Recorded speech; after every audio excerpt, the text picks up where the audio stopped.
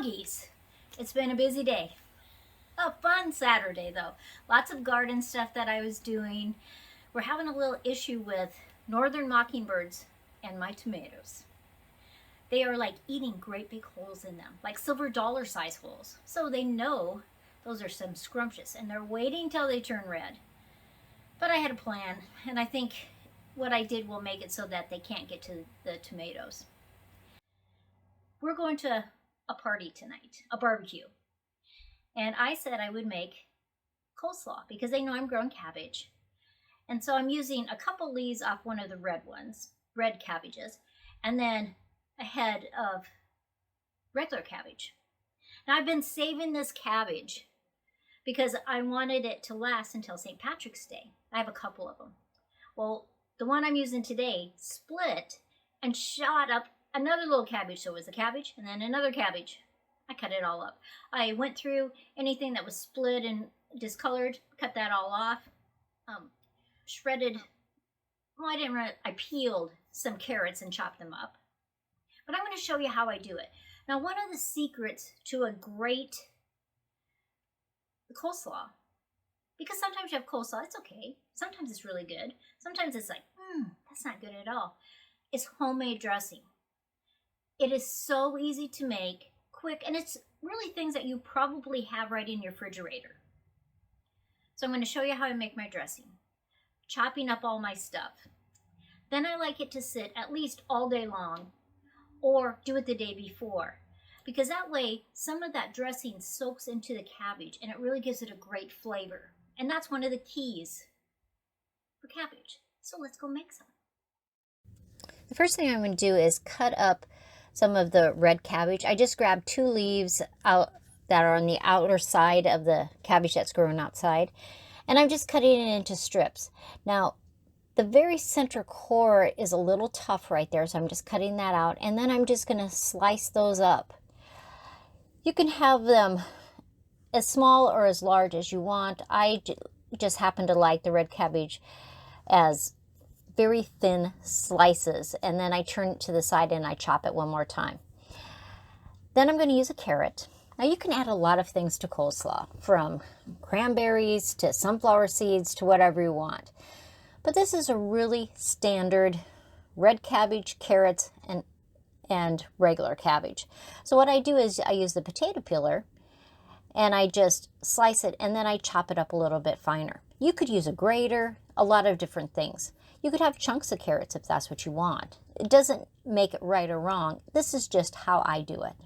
So between the red cabbage and the carrots, that's going to be about 10% of the coleslaw.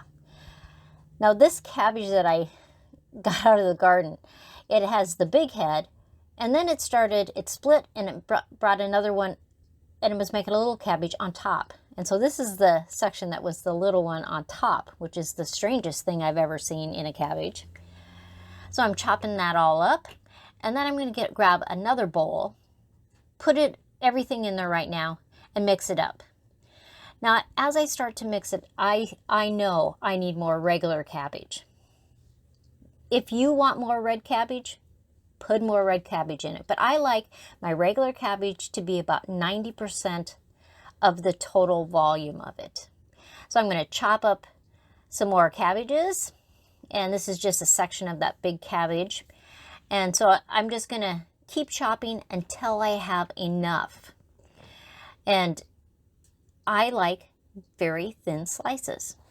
I think it makes a great coleslaw, and the dressing penetrates into the coleslaw really well. So I have that all mixed up, and we are going to make our dressing. Now, how do I make my dressing? So here's my dressing, and I'll have that in the description also. So we have the cup of mayonnaise in the bowl. I'm adding the 4 tablespoons of white sugar, 3 tablespoons of fresh lemon juice, 2 tablespoons of apple cider vinegar, 1 teaspoon of black pepper, and 1/2 teaspoon of salt. And then I'm just going to mix that. And it really actually mixes very quickly. But you want to make sure that it is completely incorporated into it before you pour it over your cabbage mixture. Now you might think that's a lot of pepper, having 1 teaspoon of ground pepper. but it really isn't. And it's not overpowering, and it makes a very wonderful dressing for coleslaw. So here we have our bowl, and I usually pour in about half of it, mix it up, and then I'll start pouring more as I need it. If it looks like it's covering it really well, I can just save the rest of it for another bowl of coleslaw. I can use it on regular salads, a lot of different things.